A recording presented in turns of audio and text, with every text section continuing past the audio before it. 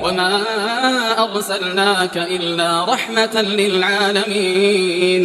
Bismillahirrahmanirrahim. Assalamualaikum warahmatullahi wabarakatuh. Alhamdulillah, syukurillah, wala hawla wala quwwata illa billah. Salatu wassalamu ala Rasulillah wa ala alihi wa sahbihi wa wala. Wa nifidina azani Allah wa iyyakum. Kita lanjutkan pelajaran kita, yaitu kitab Adabul Mufrad karya Al-Imam Al-Bukhari rahimahullah taala, yang berisi tentang ensiklopedia adab. Kita sampai di bab yang ke-104 dengan tema atau dengan judul bab Al-Abdu Ra'in, bab seorang hamba yang menjadi pemimpin atau seorang hamba adalah pemimpin. An Ibnu Umar, dari Ibnu Umar radhiyallahu anhu, Rasulullah sallallahu alaihi wasallam qala, Rasulullah sallallahu alaihi wasallam bersabda, kullukum ra'in wa kullukum mas'ulun an ra'iyatihi. Setiap kalian adalah pemimpin dan setiap kalian akan bertanggung jawab atas rakyatnya, atas apa yang dipimpinnya. Wal amirul ladzi 'alan nas ra'in. Dan seorang pemimpin yang memimpin manusia itu adalah pemimpin buat mereka. Bahwa mas'ulud ad-ra'iyatihi, dan dia akan dimintai pertanggungjawaban atas warganya yang dipimpinnya.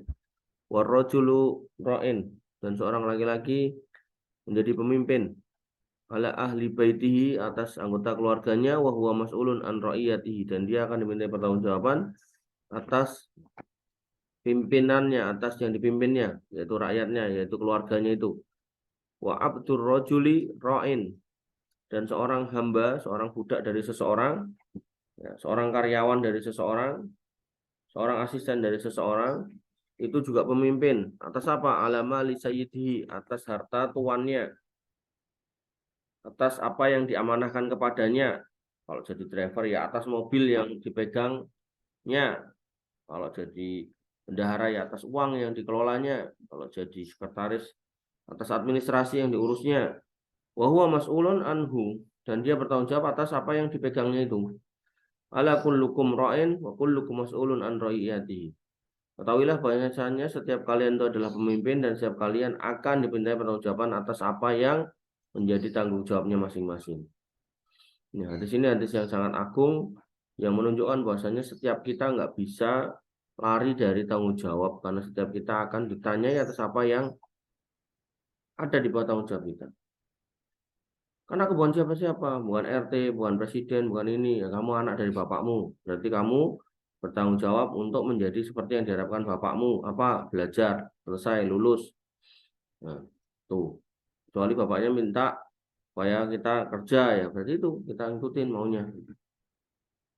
Nanti kalau kita nikah, ya berarti kita tanggung jawab untuk ngurusin anak orang, istri. Kalau kita punya anak, ya kita tanggung jawab untuk ngopeni anak istri. Ya.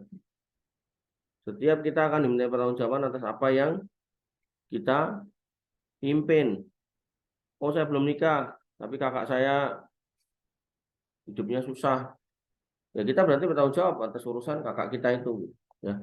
Jadi setiap kita nggak boleh diem aja. Setiap kita harus ngecek siapa yang menjadi urusan kita, siapa yang menjadi tanggung jawab kita. Kemarin ya hadisnya, wabda biman ta'ul.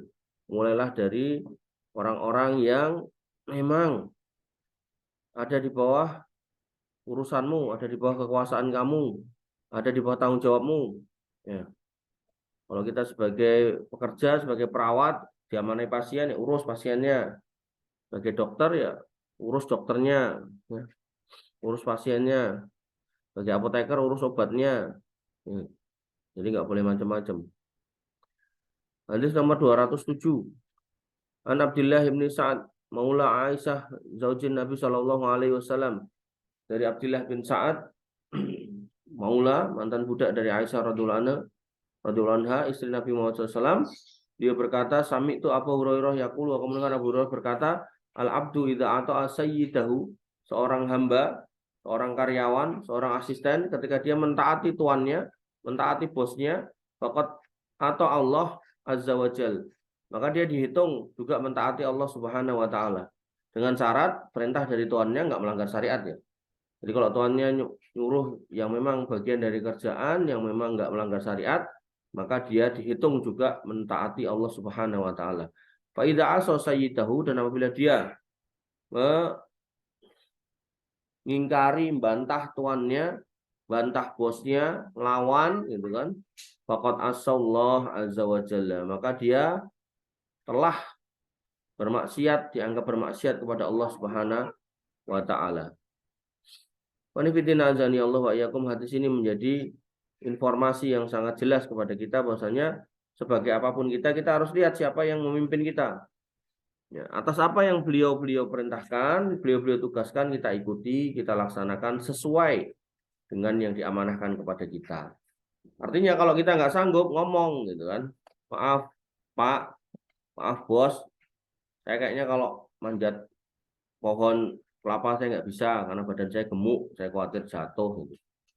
Ya, atau mungkin saya punya penyakit yang kalau lihat ketinggian saya gemeteran gitu. Sampaikan, jangan diem aja gitu.